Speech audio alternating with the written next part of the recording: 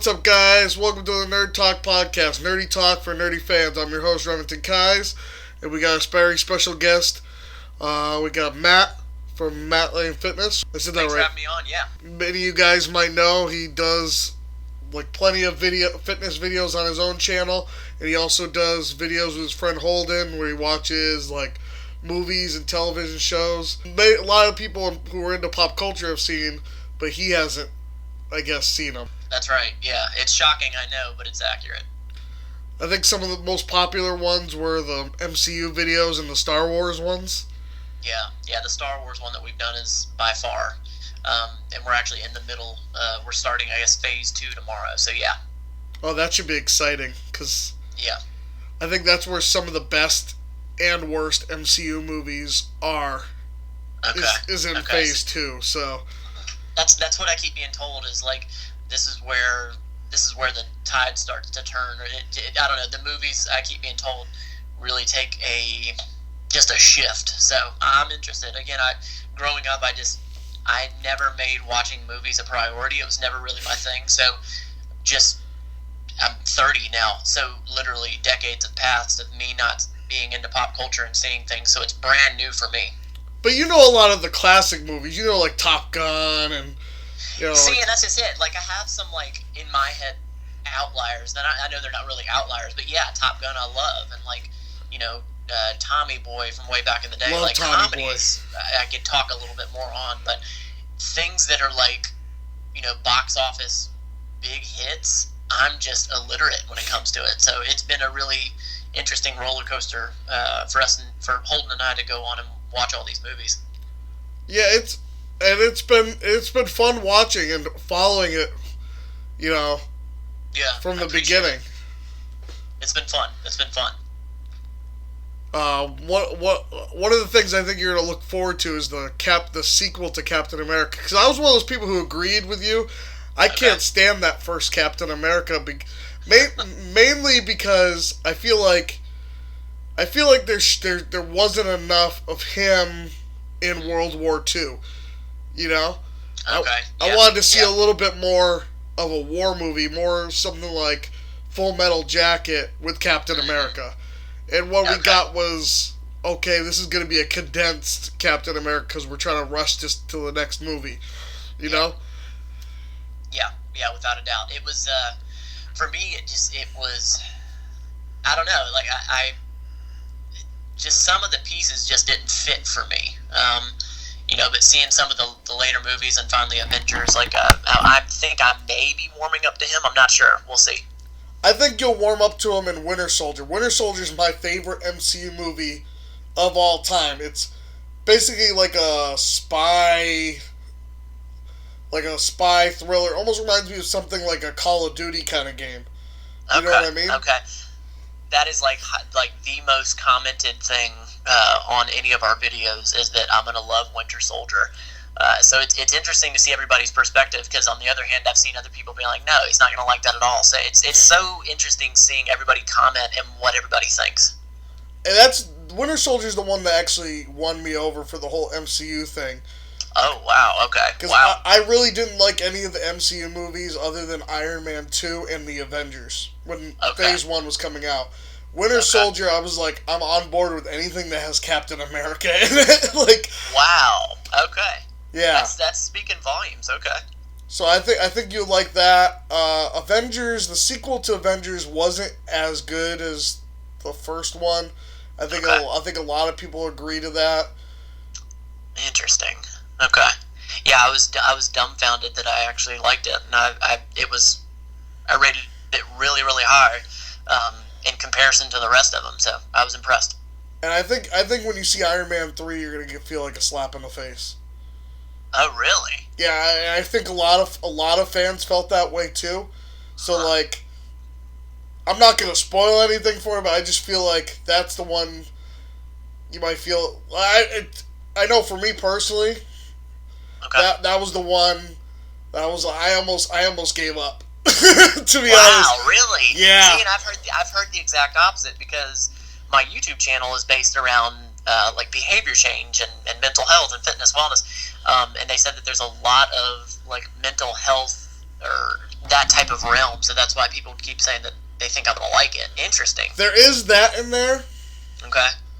There is that, but there's also things that you're gonna be like, damn, I can't believe they did that. You know, like. Okay. Interesting. But yeah, that's just my thoughts on it. But we'll get into some news here. I don't know if you're familiar with the Green Hornet. Are you familiar with Green Hornet? Not one bit. So Green Hornet's almost like a Batman show from like the 60s. It aired the same time as the 60s Batman show. It's a rich guy who has like gadgets, who fights crime and fights more mob guys, and his sidekick was Kato, who was his driver, who was played by Bruce Lee. Really? Yes. And so Seth Rogen made a reboot of this like 2012, right around the time the Avengers movies were coming out. And one of the news topics today is Universal's just landed the rights to reboot it. Well, how did that? Because I didn't see it, of course. How did Seth Rogen do in it? Now, Seth Rogen did it more as like it didn't take itself as seriously. Sure. And I wouldn't call it a spoof, but I'd call it like it just wasn't. It's a little bit goofier than the MCU, but at times but it knows when to get serious. Okay, I got you. So they're gonna reboot it. Interesting. They're gonna reboot it again because I guess the popularity of all these movies. Because Universal doesn't really have much. They tried with the Universal Monster movie reboot, and it didn't do well with Tom Cruise and The Mummy. Okay. And the only other hero they have is Hulk, and they really can't use it since Marvel's using him. Okay. Wait a minute. So, Green Hornet, that's not DC. Good Lord, Matt. That's Marvel. No, it's its own thing. And this is how much I know everyone. No, it's okay. It's very confusing for some people too, because I think when that movie came out, a lot of people who weren't diehard fans are going, "Who the heck is this guy?" You know? Yeah. Like, I only knew him because my uncle is a huge comic book fan. He built a library because he has every comic book from every Superman comic, any Spider-Man comic, any Justice League, Justice Society, anything. I mean, he is like, he would be in his 70s if he was still alive, but he had every comic book from his dad's generation and his generation. Wow. That's so much that he built a library on his property to fill it all up. That's pretty cool. Did you see that? Oh yeah, I grew up all around it. I mean, I used to be able to go in there and read any comic book ever. That's why I think I'm more of a classic comic book fan than anything of the modern stuff. Because I didn't read comic books that were coming out when I was growing up. I read all the old stuff because that's what my uncle had. I'd just go in there and pick anything out. That's so cool, man. Like, so do you have any of those left? Oh yeah, all of them. And that's cool. Like 2 years before Stan Lee died, we actually went to Stan Lee to have him, because I do panels and stuff because I do this podcast, and I'll go up and we'll talk about movies for an hour in front of like thousands of people. That's rad. So like we were at a Comic-Con one time and Stan Lee was there, and we brought like 100 comics and stuff just to have him sign. And, it was good because, like, 2 years later, he ended up dying. Yeah. And that's so crazy. we got to meet him. But even then, people had all those rumors when he died that there was, like, that his, like, daughter was, like, handling him wrong. There was even a lawsuit that she was abusing him. Good Lord. And even, like, abusing him to go to these conventions when he could be sit home and being tired because she was his manager. So she'd force him to go to the conventions and sign. And I totally could see that because when I went to go meet him, and I have that as my profile picture. He literally looks like he was ready to croak then. Like he just looked sick. He just didn't look like the healthy Stan Lee you see in the movies. Wow. You know what I mean? He just looked like he was ready to just, okay, you should sit him down. And the same thing happened when I met the actor who played Big Bird from Sesame Street. Really? This guy he was in a wheelchair. He could barely move his hand to do these autographs. You just felt bad looking at this guy. You could tell he wasn't there that he wanted to be there. I'm sure Can you imagine the amount of pressure that Stan Lee probably had on him, especially like you're saying, like, when you saw him, he looked like he was ready to croak, like that much just behind you, and that many people that are probably behind you, and all the money that's there, and that had to be an unbelievable amount of pressure. And to be honest with you, I didn't even know who Stan Lee was until I started watching these, and I kept seeing, Holden kept pointing out, he was like, that's Stan Lee, that's Stan Lee, that's Stan Lee. So now that we're, I forget how many we're in now, four of these in, but we've seen Spider-Man and some of the others, like, now there's this, like, hierarchy that's built up about Stan Lee, so every time I see him, I'm like, oh, that's Stan Lee. So I get it. That's crazy. The same thing happened to my mom. My mom used to go to the movies with us as a kid to watch these movies, and she had no idea who it was until he started popping up as... Exactly, yeah. Yep, exactly. But yeah, it must have been an enormous pressure because he was making millions. I mean, it was a lot to go see him, Yeah. Well, I mean, we got to see him because we were behind the scenes and stuff, but, like, the people who were paying to go see him, like, it was a lot, So, I don't know how much commission he was getting, but, it was, like you said, it was a lot of pressure, Yeah. It's wild, Yeah, without a doubt. Yeah, I went to my first Pensacon. We're here in Pensacola. Yeah. And I went to my first one this year with Holden, and like I didn't understand the level of, I guess, just subcultures that is, superheroes, Marvel, DC, and all sorts of subcultures that I don't even understand. I did not realize like how far down the rabbit hole it goes, but it was really cool to see, just like all walks of life and what they're interested in, and I don't know, it was really, really cool to see. It gave me a lot of perspective. Yeah, it can get crazy sometimes too. I mean, I don't even know if I could talk about it on the podcast. Some of the stuff I've seen at those conventions, it sometimes it can get even to a little creepy too. I remember one time I was at a convention and I saw this dad drop off his, like, the girl must have been no younger than 15. Between 12 and 15, he dropped off his daughter and her friend. And I mean, some of the stuff they were wearing, I was like, I would not drop my daughter off wearing that. You know what I mean? A little provocative, yeah, that's strange. So it could get creepy at times, but there is it is a big celebration of fandoms there too. It's true. Yeah, it's true. You know what I mean? Like, yep. And sometimes I enjoy it, but there is those days, like, yeah. You're like, oh my goodness, I can't believe I'm in the same fandom as this person. Yeah, like, where do you draw the line kind of thing? Yeah, exactly. Everybody's got their own line. So that sometimes you go, man, I thought I was into this stuff, man. That guy is like, woo! Yeah, like, you see some of, like way obscure, like some of the characters that were just, like, extras, or, yeah. And then, like, somebody's wearing, like, the full-blown outfit. Like, where did you even get that? Like, it's impressive to see that. And a lot of people make it, too.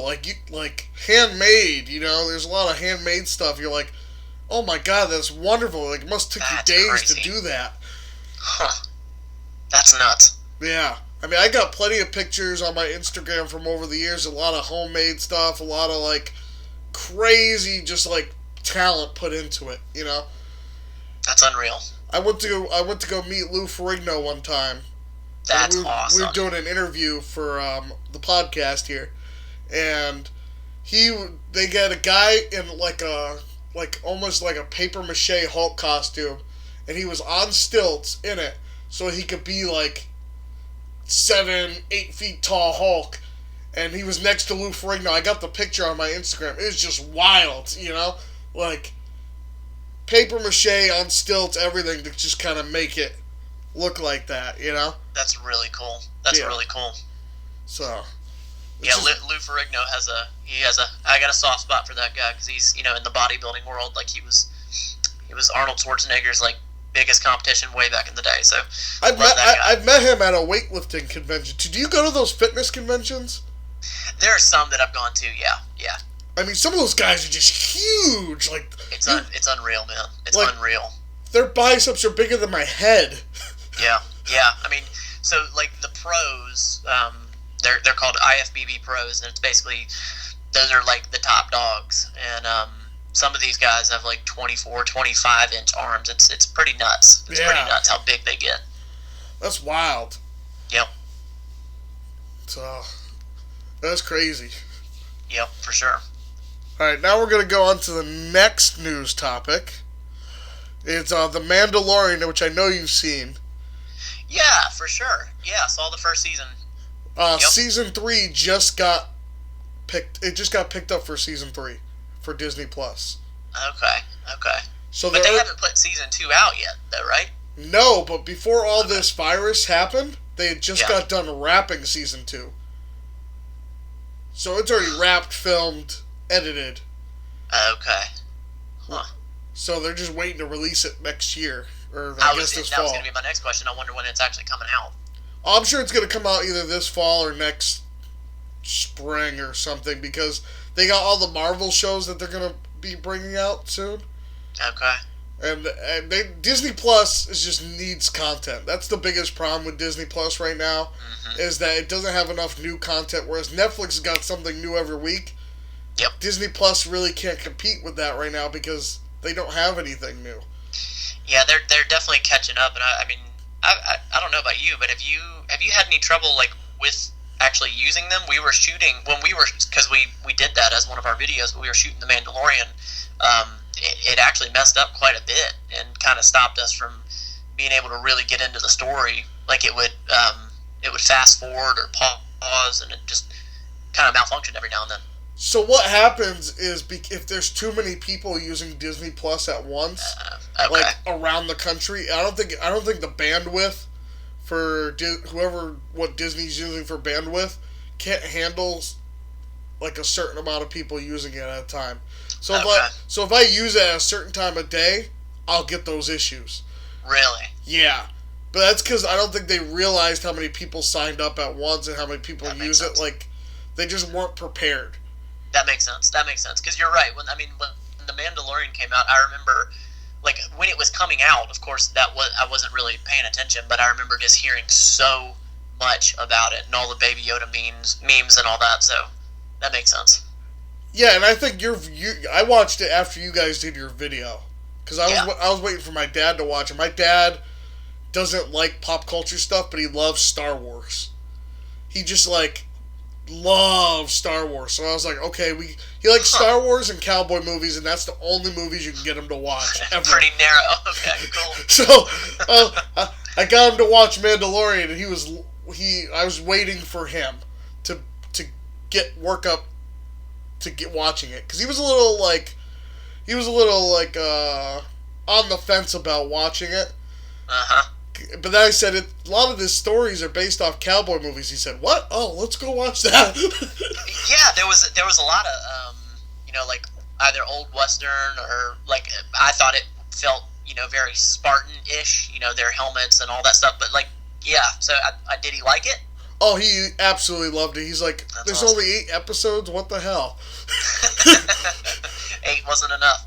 I know. He was like, wait, that's it? Like, that's all we get? He's like, because he's used to watching cowboy movies every day. I mean, there's about 8 cowboy movie channels that he has, and they just play new westerns all the time. So he's just used to just like, bam, there's a western every day, or like the 52 episode westerns. Like, he's just used to that. He's like, 8 episodes, that's not enough. That's cool. So, yeah, I'm excited that they already have season 3 in works. That means that they're confident, Yeah, without a doubt. Yeah, I'll be honest, I thought that it was just going to be one season. I had no idea. Of course, I wasn't, I wasn't, like, Googling and looking it up, but I was like, oh, that's cool. Like, they made 8 seasons of this, and then that was going to be it. Or 8 seasons, 8 episodes. Yeah, I thought that too when I was watching it through. I said, oh, this is going to be a one and done thing. Right. Yeah. And I guess it did well enough where they're already finished season 2 and getting season 3 out, That's cool. That's cool. I'm really excited. Let me ask you something. So there's a guy that was in that. He had a bald head and he had a red beard. His name's Bill Burr. Have you ever heard of him? Oh my God, I love Bill Burr. That is one of my favorite comedians. I lost my mind when I saw him in it. He was the best part of that show. I was like, we need more Bill Burr. I wanted him to be in more episodes. Maybe him as like a minor, like antagonist. You know. Yep. I was interested at how many people knew who he actually was. I'm from Massachusetts. I know exactly who he is. There you go. He's my favorite, man. He's my favorite, hands down. Have you seen his... I don't know if you are into cartoons at all. Have you seen his cartoon F is for Family? Every episode. Oh, this is my favorite. It reminds me of my own family. Yep. Now, the father in that show is almost exactly like my father. It's so good. Like, he did such a good job with that cartoon. And seriously, the only reason that I watched that is because I listened to his podcast, and way back, whenever he was starting it up, I was like, you gotta be kidding me. He got his own cartoon. So that's when I started watching it. But I've seen him live 2 or 3 times now, and he's fantastic. So that's a really good cartoon. I think the dad in that, you're right. I think there's a lot of people can relate to that dad, without a doubt. Yeah, it's just so amazing. It's so underrated because I don't hear that many people talking about Bill Burr or anything he's worked on. You know, like I know my older brother loved it. We connect watching some of his stuff. You know. Yep.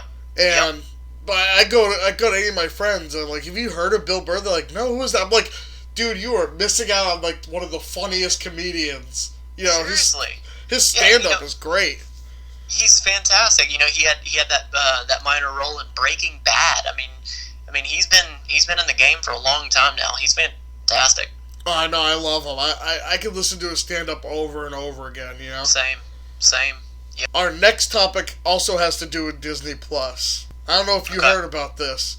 Disney Plus edited out the bare bottom shot from Splash. I don't know if you've seen Splash. No clue. It's like a mermaid movie with Tom Hanks. What?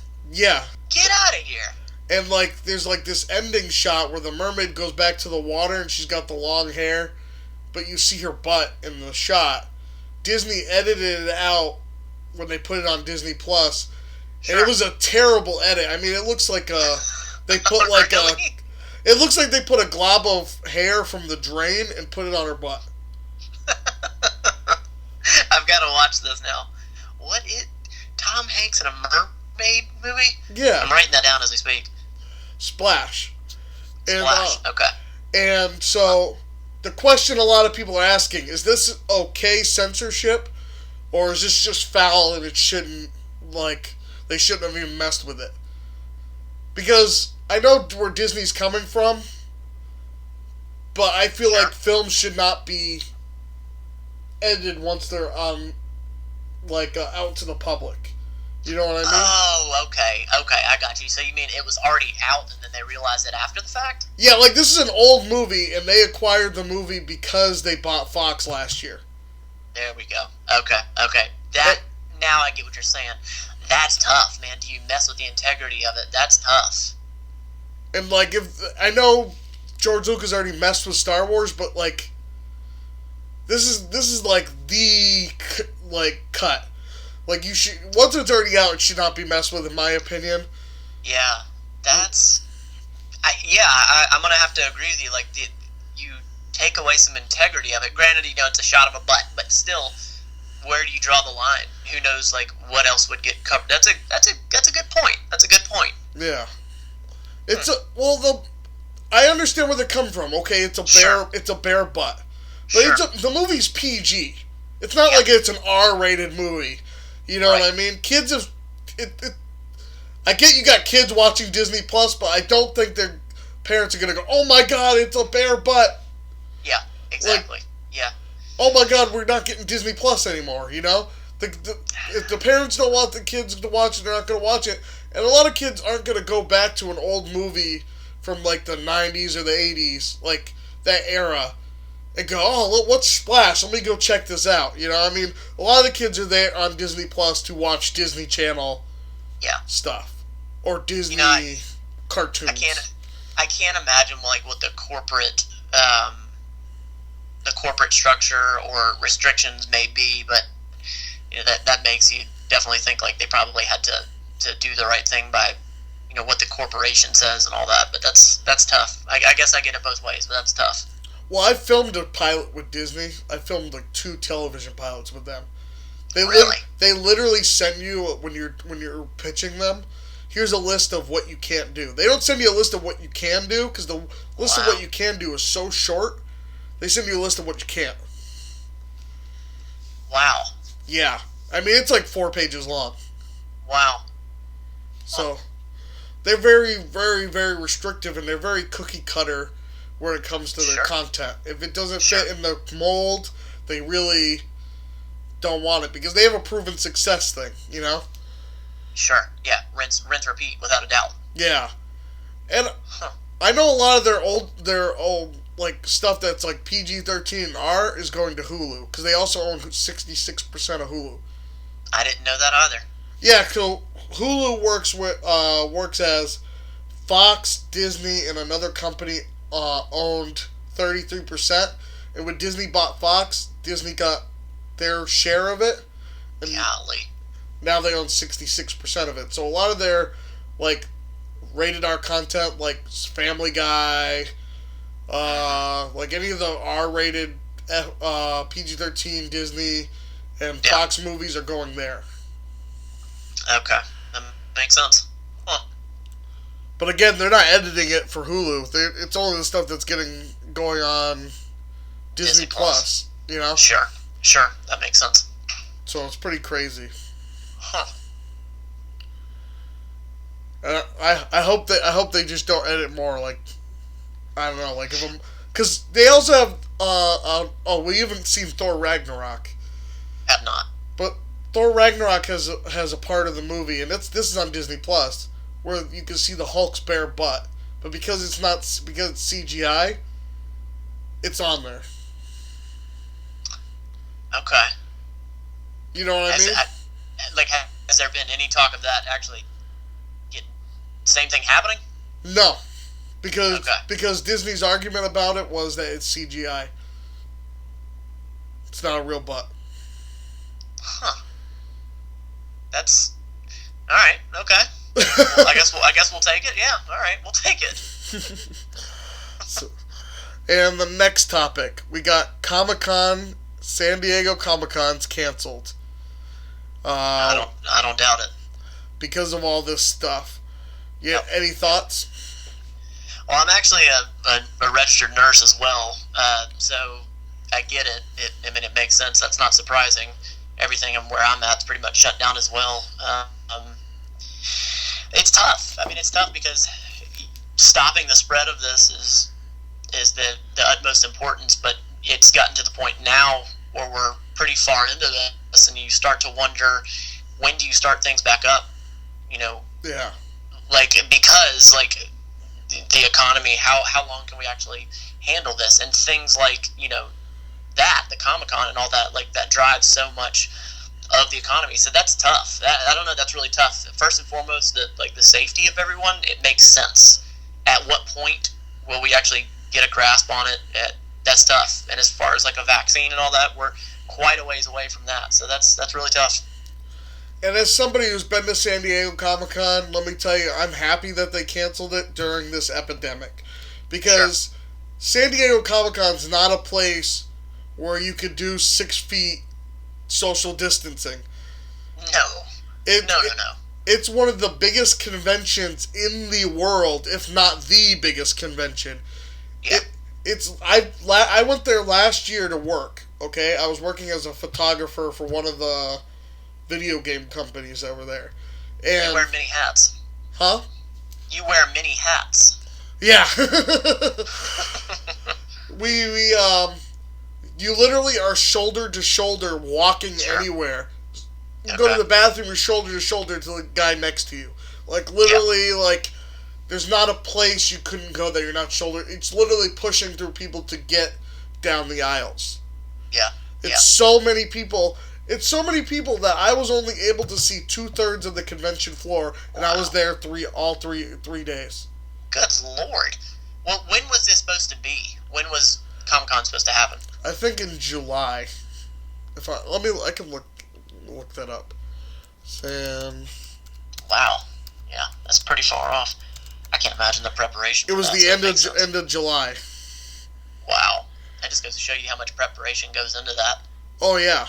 I mean, it is wild. And I think it's going to be tough on the economy too, because a lot of people, you make their money for the year at that convention. Absolutely, that makes sense. Because there's so many people who, like, even if you're a small company, you're making money. Yeah, without a doubt. I mean, it's a lot of traffic to one area, so that makes sense. It is wild. I mean, I was there last year, and there was like buildings inside of buildings inside of buildings, kind of thing, where they had a live action restructure of the Krusty Krab from SpongeBob. Okay.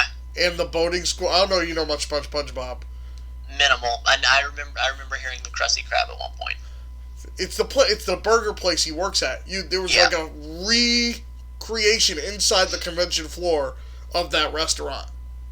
Wow. Okay. How many people are at this Comic-Con?